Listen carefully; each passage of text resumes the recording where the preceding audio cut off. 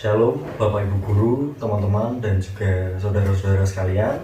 Salam sejahtera bagi kita semua. Perkenalkan, kami dari kelompok 2 ujian praktek dari kelas 12 IPA 1. Saya Andika Indonesia Putra dari 12 IPA 1 nomor absen 2. Bisa dipanggil Dika.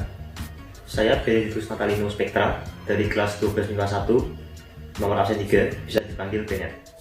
Saya Dandra Wahyu Kusuma Atmaja dari 12 MIPA 1 absen 6, bisa dipanggil Dandra.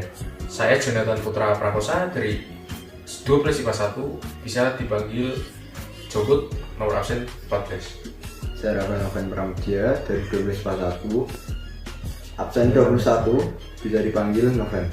Oke, jadi dalam kesempatan kali ini, ujian praktek kali ini, kami mengangkat tema 3, yaitu kewirausahaan. Oh, 4 ya? Mengangkat tema 4, yaitu tiga. Maaf atas kesalahan. Tema 3 yaitu kewirausahaan. Kenapa kami mengangkat tema itu? Karena kami ingin mengasah kemampuan kami yang sudah kami dapatkan dari hal-hal yang sudah kami pelajari di sekolah, yang sudah diajarkan oleh Bapak Ibu Guru, dan membawanya serta merealisasikannya ke dalam kehidupan sehari-hari. Diharapkan dengan membawa itu ke dalam kehidupan kami sehari-hari, kami bisa menghasilkan sesuatu yang bermanfaat bagi kami dan memiliki nilai ekonomi juga nilai jual. Teman-teman, sebelum kita mulai ujian praktek kita, mari kita berdoa kepada Tuhan dulu.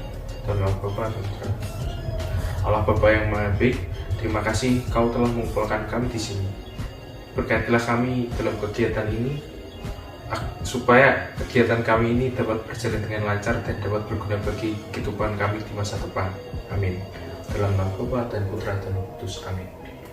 Kita akan mencoba membuat tape ketan. Pertama, kita siapkan alat dan bahannya. Alat dan bahannya ada beras ketan 250 gram, ragi tape, 2 sendok makan gula, sendok, beberapa lembar daun pisang, pewarna hijau, wadah untuk mencuci beras, dan yang terakhir ada timbangan bekas. Oke guys, jadi sebelum kita membuat tape ketannya, kita akan menimbang beras ketannya terlebih dahulu.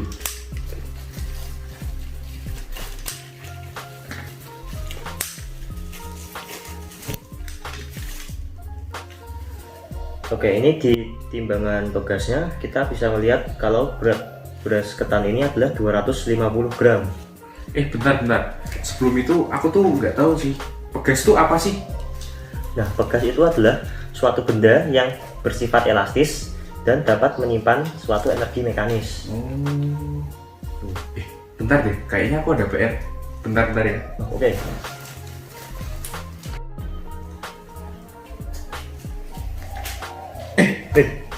Nih, ada tugas fisika nih tentang konstanta begas. Tapi aku belum paham. Sih Oke. Sebelumnya aku jelasin dulu ya. Nah, untuk menghitung suatu konstanta begas, kita itu harus menggunakan hukum Hooke, di mana rumusnya itu sama dengan F sama dengan K dikali delta X. Nah, F di sini itu adalah gaya begas. Nah, ini F itu adalah gaya yang terdapat pada begasnya. Satuannya itu adalah Newton. Nah, terus ada K. K itu suatu konstan yang menentukan tingkat kekakuan begasnya. Satuannya itu adalah Newton per meter. Nah, yang terakhir delta X. Delta X itu adalah selisih dari perpanjangan begasnya. Satuannya itu meter. Nah, oke. Jadi ini aku akan coba ngitung ya konstanta begas dari timbangan begas ini. Nah, pertama-tama kita ukur dulu. Nah, untuk nyari F, sini kita sudah bisa tahu ya, karena berat dari beras ketan ini adalah 250 gram dan satuan untuk Newton itu 1 Newton adalah 100 gram. Nah, artinya di sini kita bisa simpulkan bahwa beban yang terdapat pada begas itu adalah 2,5 Newton. Nah, yang kedua kita akan mencari delta X nya. Nah, sebelumnya kita cari panjang dari begasnya pada panjang awalnya. Oke, jadi panjangnya itu adalah 2 cm. Nah, habis itu kita cari panjangnya setelah ada bebannya.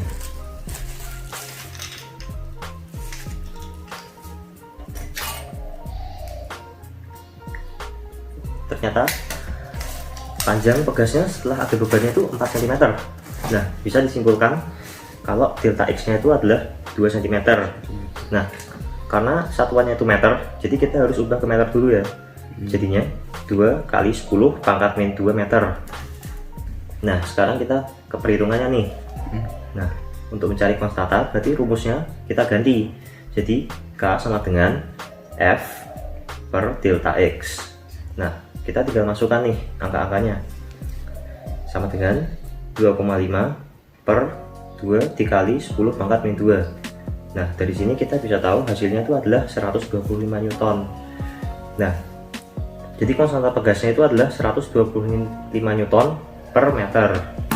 Nah, gitu. Oh, jadi gitu ya caranya. Ya. Oke deh, makasih ya. Oke.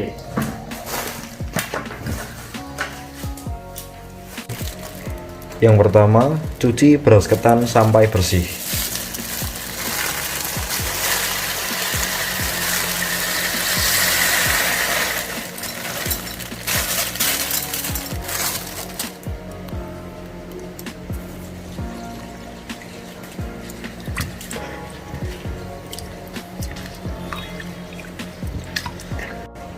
Setelah bersih, tiriskan dan berikan pewarna, aduk hingga rata.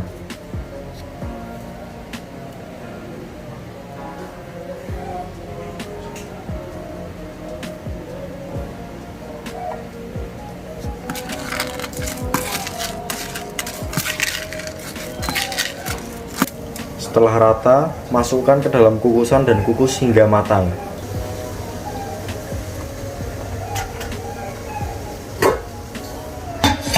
Kukus kira-kira 20 menit. Setelah matang, angkat dan tambahkan air mendidih.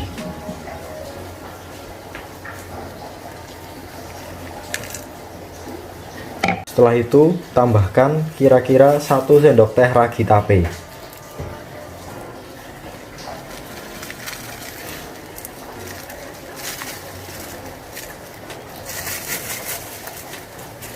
Lalu aduk rata.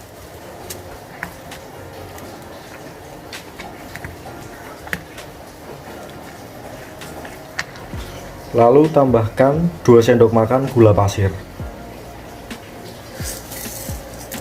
dan aduk sampai merata. Setelah itu, pindahkan adonan tape ke dalam wadah yang sudah dialasi dengan daun pisang.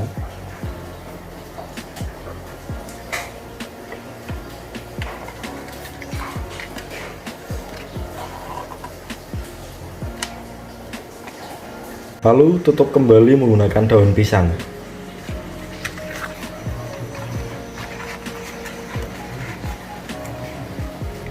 Lalu tutup rapat.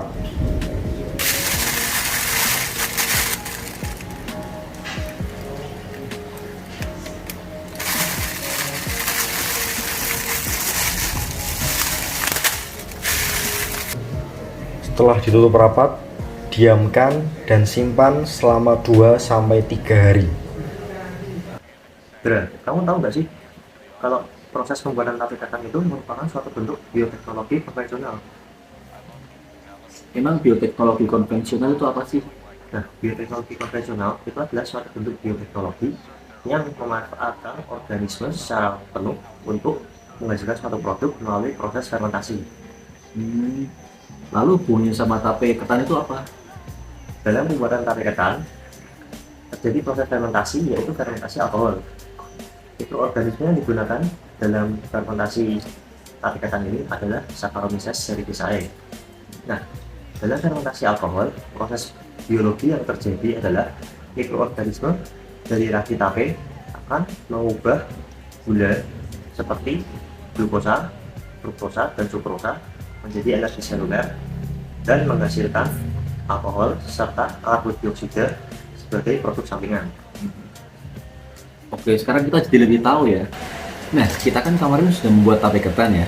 Jadi, mari kita lihat hasilnya. Jadi, begini bentuknya setelah didiamkan selama 3 hari. Teksturnya itu menjadi lebih lembek ya, sama lebih berair, ini mengandung alkohol dan baunya menyengat ya, seperti tape pada umumnya. Ju, nek meh masak tape ketan gitu loh, nek meh gawe tape ketan karo sak wis gawe tape ketan kuwi iki dhewe iku tuh njaga kebersihan, kuwi ngerti gak? Oh, iya. Sak durunge dhewe gawe tape ketan ki dhewe kudu iso. Kudu iso. Kudu iso.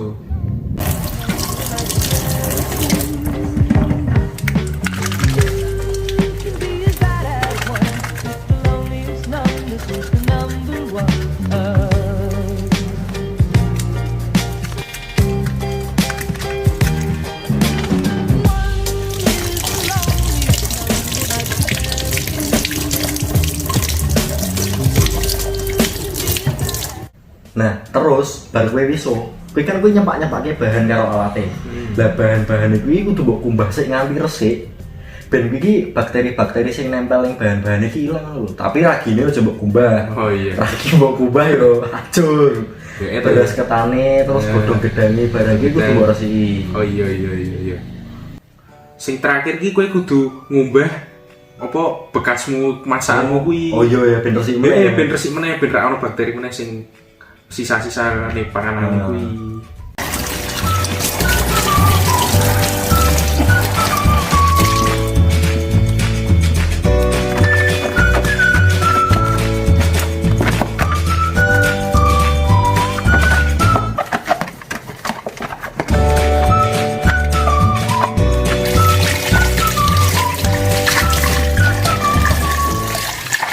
Terus baru kowe ngubah alat-alatmu kuwi mau sing bar mbok masak. Kowe iki kudu iso meneh. Soale ben tanganmu iki dadi resik tenan ngono lho, ben ora dadi sarang penyakit, ora dadi sarang bakteri. Soale ning pandemi iki kesehatan iki dadi nomor 1 ngono, Cuk.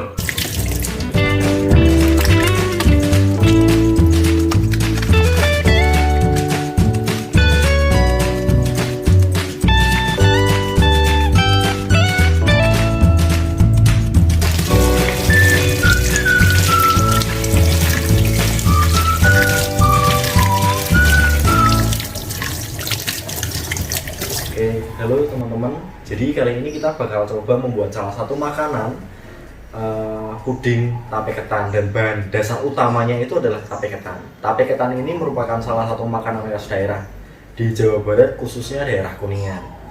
Nah, kami memodifikasi makanan khas daerah ini dengan menjadi puding supaya ini terlihat lebih modern dan dapat dinikmati semua kalangan. Bahan-bahannya yang pertama, Di sini ada 250 gram tape ketan hijau, Ada 100 gram gula pasir, 1 bungkus santan instan, Ada cetakan puding dan 2 bungkus serbuk agar-agar. Ada panci di sini untuk merebus dan air 1 liter dan pengaduk. Oke, mari kita buat puding tape ketan. Yang pertama, tuang 2 bungkus serbuk agar-agar ke dalam air, lalu campur hingga merata.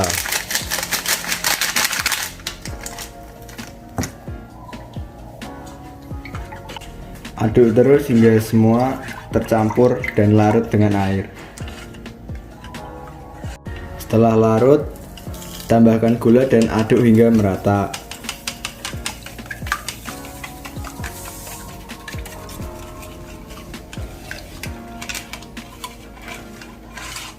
Nyalakan api dan rebus hingga larutan mendidih.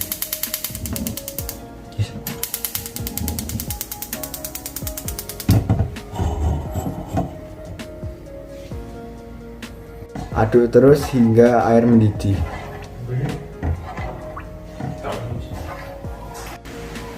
Setelah mendidih, masukkan santan sedikit demi sedikit sambil diaduk.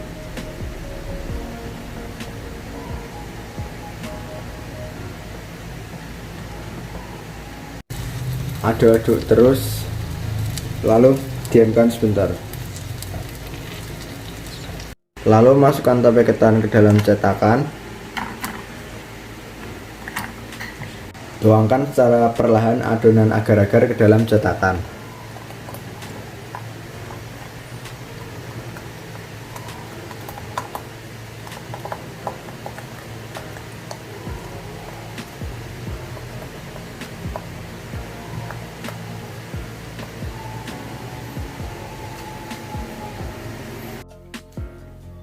Setelah didiamkan hingga mengeras, ini dia hasilnya dan siap untuk dinikmati.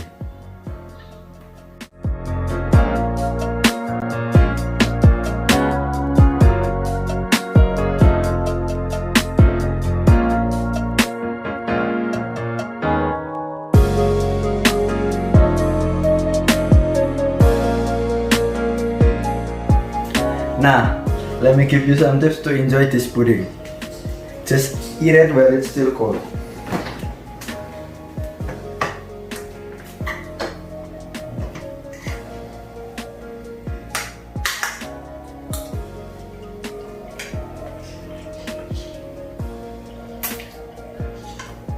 Perfect.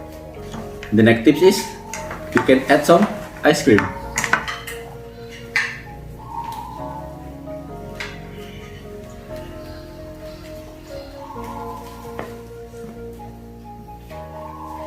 And then enjoy it.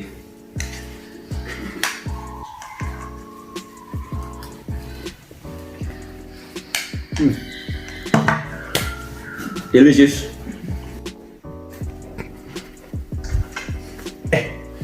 Next tips, I recommend you to add condensed milk in this pudding.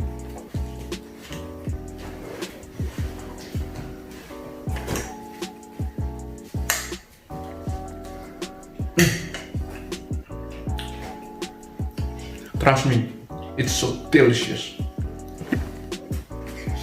You can add the condensed milk.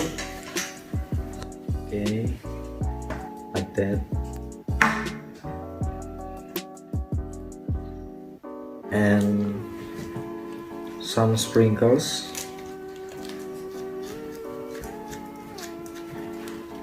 And then you can enjoy it.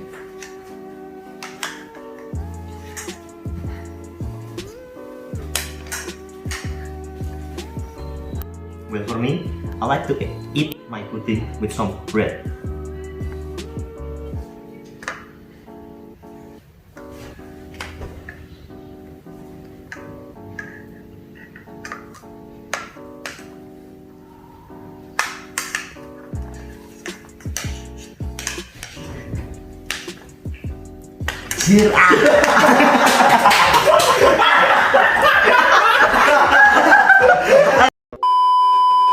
Well, for me, I like to eat my pudding with some bread.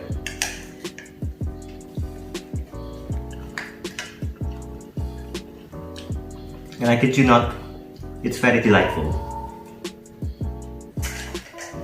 If you want to try this pudding, just check the link below. So delicious, don't miss it. Trust me. I'm sure to buy it.